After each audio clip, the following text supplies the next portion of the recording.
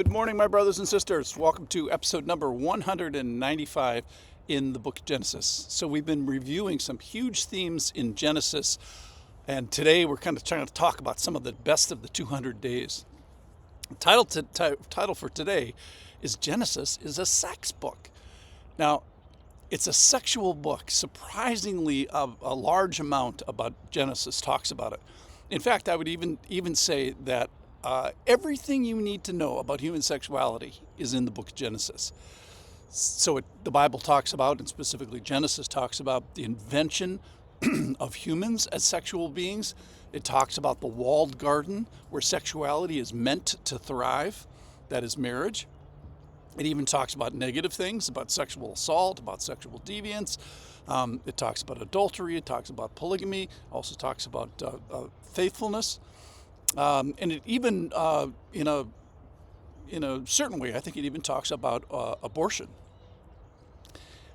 The point is, it's very important to God, His creation, His blessing, and therefore His protection. He puts a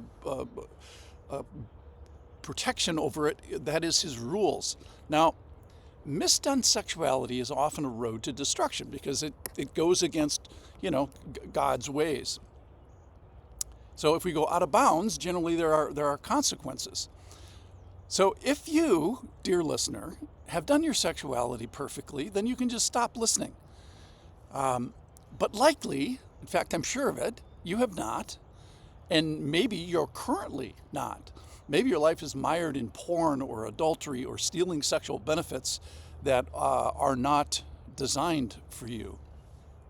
So if your sexual life is a mess, then I think it would behoove you to pay attention to what Genesis has to say, or what God has to say in Genesis. So misdone sexuality is often the very road, because of the destruction, because of the pain, that points one back to the Savior.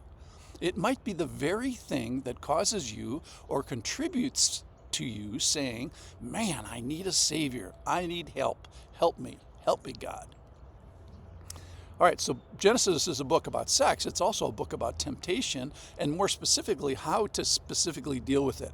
I'm reminded of the passage in Genesis chapter 4 where Cain and Abel give a sacrifice to God. But for Cain and his offering, the Lord had no regard. Cain was angry, his face fell, but the Lord said to Cain, why are you angry and why is your face fallen? Then he gives him a way out of this. He says, if you do well, will you not be accepted? And if you do not do well, sin is crouching at the door. Its desire is contrary to you, but you must rule over it. So it's one of the sweetest moments where the Lord gives Cain a heads up. He kind of like takes him up to 10,000 feet and says, do you see what's happening here? Do you see sin crouching at the door? It wants to win. He's trying to put him into a point of situational awareness and tell him, you are being hunted and you can fix this. You have a choice. You have a way out of this.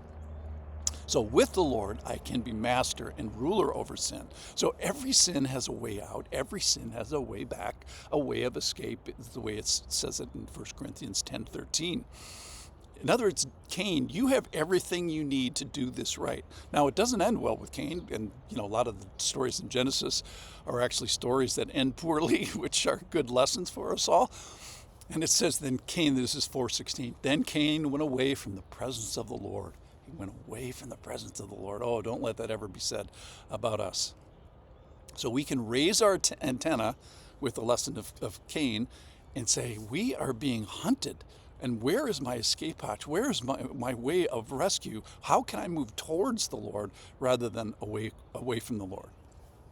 Okay, so let's say you're a person who hasn't done well in the area of temptation or maybe in sex. Well, the good news and the other big theme of Genesis is it is a book about rescue, or at least the start of rescue. So the consequences of the fall, as you and I all know, they're not pretty. Rebellion, the curse comes down and has consequences of sin and of death and sickness and aging, increased difficulty, breach of relationships in marriage, in the world, in the church. And in a sense, we walk around, as we walked here today, we walk around in fall land. And we're all returning to dust. and it doesn't stop with the grave. So this sets up the fall from way back when, day one, the fall sets up the need for a bloody rescue operation, and there's a redeemer that starts in the mind of God. So God invented this. That's the coolest thing, is the invention, and then you can kind of see after you know the end, you can see, oh, this is how it starts. So he invents Israel. He starts to credit faith with Abraham, and makes that count in God's economy. Now, this was very expensive for God. It cost him everything, and it took thousands of years to set up. So here's one of my favorite insights into Genesis: is how or when did God know that Jesus was going to go to the cross? There's this moment in the garden. It's after the fall. They're wearing fig leaves. They're hiding themselves, and God is walking in the garden. And he either turns in or he turns out. And if he turns out, he walks away, and Jesus lives, in a sense. So he's walking in the cool of the day. God knows all that happened. He's not surprised.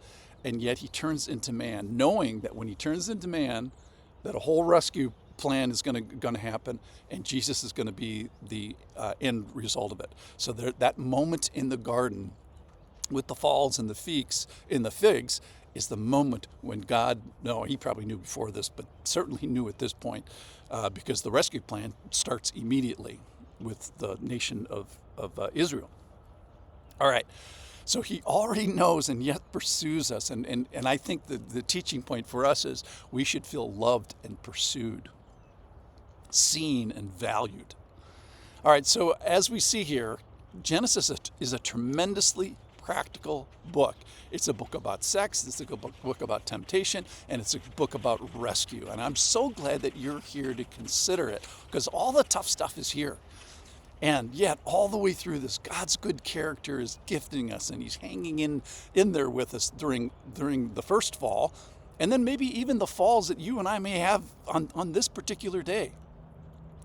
So however we come to it, I think Genesis points us towards what I call the two-word prayers, which is help me, save me, I'm sorry, I'm a mess. Maybe that's you today. Thanks for listening.